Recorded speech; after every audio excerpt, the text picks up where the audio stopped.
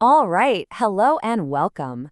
Today we're going to saddle up for a trip way back to the 1300s to dive into one of the absolute cornerstones of English literature, Geoffrey Chaucer's incredible masterpiece, the Canterbury Tales. Now, before we even get into the story, just take a look at this number. We need to appreciate the sheer scale of what we're talking about here. This is a massive poem, stretching over 17,000 lines. It is an epic in every sense of the word. So what's the big idea behind this epic? Well, it's actually wonderfully simple. Picture this. It's springtime, the weather's finally getting nice, and a whole bunch of strangers all find themselves at the same inn. They're from all walks of life, but they've got one thing in common. They're all on a pilgrimage to the shrine of St. Thomas Becket in Canterbury. And you see, this simple setup is where Chaucer's genius really kicks in. It allowed him to ask a massive question, one we're going to explore today. By throwing all these different people together, could a single story actually become a snapshot, a living, breathing portrait of an entire society? Because that's exactly what this is. This journey to Canterbury, it's not just some road trip. It's basically a guided tour through the entire social landscape of 14th century England. And it all happens on horseback. Chaucer, being the brilliant guy he was, organizes his characters based on how his society actually worked. You see, back then, society was pretty neatly divided into three groups, or estates. You had the nobility, the ones who fought. You had the church, the ones who prayed. And you had the commoners, the ones who did all the work. And Chaucer? He pulls characters from every single one of these groups. And he doesn't just give us a boring list of people. No way. He uses this social framework as his canvas to observe, to critique, and to create this portrait of his time that is just so witty and sharp. You know, what made this so revolutionary was that he wrote it all in Middle English, the language of the everyday person. This meant his sharp-witted satire of these powerful institutions was out there for everyone to understand, not just the fancy elite who could read Latin. But hang on. Before we dive into all the juicy satire, it's really important to know that Chaucer did set a gold standard. Among all the con artists and flawed characters, he gives us a few pilgrims who are genuine models of virtue. Think of them as the story's moral compass.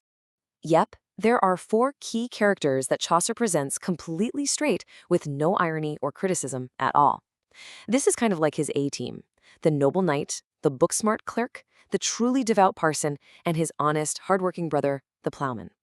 Together, they represent the absolute ideal of what people in their positions should be. Let's just take the knight for a second. This guy is the highest-ranking person on the whole trip, a famous warrior. But is he arrogant? Not a chance. Chaucer paints him as the perfect example of chivalry, humble, honorable, just a genuinely good dude. And he's joined by the parson, who stays poor just so he can serve his people, the clerk, who would rather have books than nice clothes, and the plowman, a simple farmer who lives and breathes Christian charity. Okay, so we've met the good guys. Now for the really fun part. Let's get to the characters who, well, aren't so perfect. This is where Chaucer's incredible eye for social commentary comes alive, and we get this amazing gallery of rogues. And you can see his whole method right here. It's brilliant. On one hand, you've got the parson, poor but a truly holy man. And on the other, the friar. This guy is supposed to be helping the poor and the sick. But Chaucer tells us he's a merry chap who's way more familiar with the local barmaids. The contrast couldn't be sharper or funnier. And he does the exact same thing with the scholars. You have the clerk from Oxford, a student so obsessed with learning, he'd rather spend his money on books than on food. And then there's the monk. He's supposed to be living a quiet life of study, but instead he's a total hedonist who loves hunting and fancy meals and couldn't care less about his vows or his books. But don't think it was just the churchman getting called out. Oh no, Chaucer had his microscope out for professionals from every corner of society, and he loved exposing that gap between how people should act and how they actually do. Take the doctor, for instance. Super smart guy, incredibly well-read on all the medical theories of the day, but Chaucer makes a point of telling us he had a special love of gold, and that he rarely, if ever, cracked open a Bible. So for all his skill, it's really all about the money. And then you get characters who just blow every category out of the water. I'm talking, of course, about the one, the only, the unforgettable wife of Bath. She's been widowed 5 times, she's traveled the world, and she shows up with her own very bold philosophy, which is summed up perfectly right here.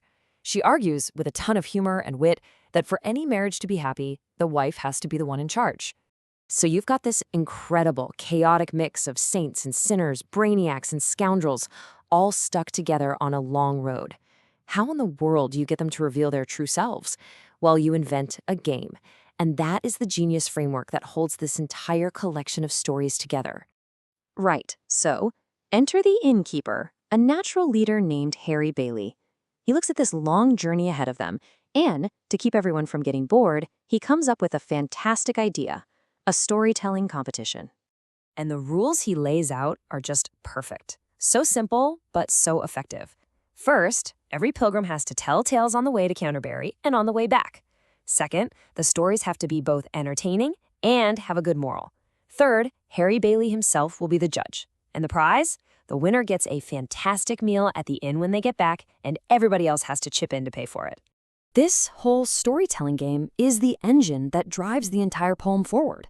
But, as we're about to see, this grand, ambitious project had a very surprising and, honestly, a kind of sad fate. And here's one of my favorite little details about the whole thing. Chaucer, the author, actually writes himself into the story as Chaucer the Pilgrim. But he doesn't make himself out to be some kind of hero.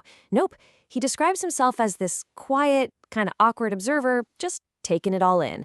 It's a clever trick that lets him report on everyone else without seeming too judgy. So after setting up this incredible cast in this brilliant contest, here's the crucial point. Chaucer died before he could finish it. The Pilgrims never actually make it to Canterbury in the story, and the contest is never officially decided. And that leaves us with one of literature's greatest what-ifs. The masterpieces of fragments, the winner is never chosen, which kind of leaves the question to us, the readers. So I'll turn it over to you. Based on the wild tales they told and the unforgettable people they were, who do you think really deserved to win that free meal? It's a pretty fun thought to end on.